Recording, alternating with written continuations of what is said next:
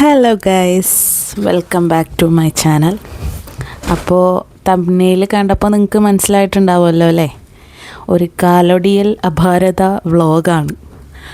അപ്പോൾ തലേ ദിവസം ഇന്നലെ രാത്രി ഞാൻ ഒരു സന്ധ്യാസമയത്താണ് കുളിച്ച് കഴിഞ്ഞിറങ്ങിയത്. അപ്പോൾ ബാത്റൂമിൽ നിന്ന് ഇറങ്ങി അപ്പോൾ എനിക്ക് ബാലൻസ് കിട്ടിയില്ല. അപ്പോൾ ഇറങ്ങിയത് മാത്രം എനിക്ക് ഓർമ്മയുണ്ട് ഗൈസ്. പിന്നെ അങ്ങോട്ടൊരു വീഴ്ചയായിരുന്നു. പിന്നെ എനിക്ക് എഴുന്നേക്കാൻ പോയിട്ടൊന്ന് നിരങ്ങാൻ പോലും പറ്റിയില്ല. ഒരു 20 മിനിറ്റോളം ഞാൻ ആ വീണ സ്ഥലത്ത് തന്നെ പിന്നെയും കിടന്നു. അത് കഴിഞ്ഞിട്ടാണ് പിന്നെ കുഴപ്പമൊന്നും ഉണ്ടായില്ല. ഒരു 2 മണിക്കൂറിന് ശേഷം കാല് പിന്നെ ഇങ്ങനെ ഇടേണ്ട അവസ്ഥ വന്നു. അതായത് കാലിൽ നല്ല രീതിയിൽ നീര് വെച്ചു.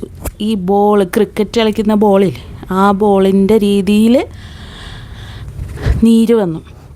ഒന്ന് കുത്താനോ കാല് കുത്തി നടക്കാനോ കുത്തി വെച്ചൊന്ന് എഴുന്നേറ്റ് നടക്കാൻ പോലും പറ്റിയില്ല. പിറ്റേ ദിവസം രാവിലെ ആയപ്പോൾ നേരെ വിട്ടു ഹോസ്പിറ്റലിലേക്ക്. അപ്പോൾ ഹോസ്പിറ്റലിലേക്ക് പോണ വഴിയാണ് ഈ കാണുന്നത്. ഞാനും എൻ്റെ നാത്തൂൻ്റെ മോളും എൻ്റെ ബ്രദറും കൂടിയാണ് ഹോസ്പിറ്റലിലേക്ക് പോണത്. അപ്പോൾ ഹോസ്പിറ്റലിലെത്തി ഞാൻ വീട്ടിൽ നിന്ന് തന്നെ മറ്റേ ബട്ടീസ് ചുറ്റിയിട്ടാണ് പോയത്. അപ്പോൾ അവിടെ ചെന്നപ്പോൾ ടോക്കണൊക്കെ എടുത്തു. ഡോക്ടറെ കാണാൻ വേണ്ടി വെയിറ്റ് ചെയ്യുകയാണ്. സിജിൻ ഡോക്ടറാണ് കേട്ടോ ഞാൻ കൺസൾട്ട് ചെയ്ത ഡോക്ടർ. അപ്പം അതിൻ്റെ ഇടയിൽ ഈ കുറുമ്പിയുടെ നല്ല സ്നേഹപ്രകടനങ്ങളും ഉണ്ട്. അങ്ങനെ പ്ലാസ്റ്റർ ഇട്ട് ഞാൻ വരികയാണ് സുഹൃത്തുക്കളെ, ഞാൻ വരികയാണ്. എൻ്റെ കോലം കണ്ടില്ലേ? അപ്പോൾ ഫ്രണ്ടിൽ എൻ്റെ ബ്രദറാണ് ഈ വീഡിയോ ഒക്കെ എടുക്കുന്നത്. ഞാൻ പറയുന്നത് വീഡിയോ ഒന്നും എടുക്കണ്ടെന്ന്. ഹോസ്പിറ്റലിന് അകത്തുള്ള എല്ലാവരും എന്നെ തന്നെയാണ് എന്തോ ഒരു സ്പേസിൽ നിന്ന് വന്ന ജീവിയെ പോലെ എല്ലാവരും എന്നെ തന്നെ നോക്കിയിട്ട് എനിക്ക് ചിരി വന്നു.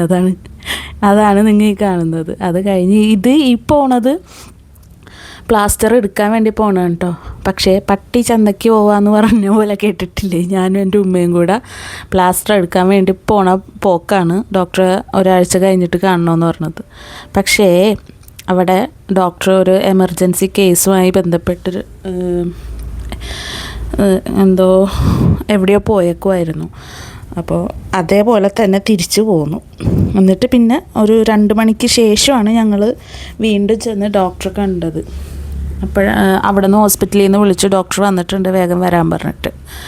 അത് കണ്ടോ, ഇതാണ് ഹോസ്പിറ്റൽ. സംഗീത് ഹോസ്പിറ്റലാണ് ഇവിടെ മട്ടാഞ്ചേരി TD സ്കൂളിൻ്റെ അടുത്ത്. സംഗീത് എന്നാണ് പേര്. പക്ഷേ പറഞ്ഞ് ഞങ്ങൾ കൊച്ചിക്കാരത് സംഗീതയാക്കിയത്. കണ്ടില്ലേ എൻ്റെ കാലിൻ്റെ അവസ്ഥ? അപ്പോൾ ഇത്രയൊക്കെ ഉള്ളൂ ഇന്നത്തെ വ്ളോഗ്. ഇനി ഇതൊക്കെ ഓക്കെ ആയിട്ട് വരാം.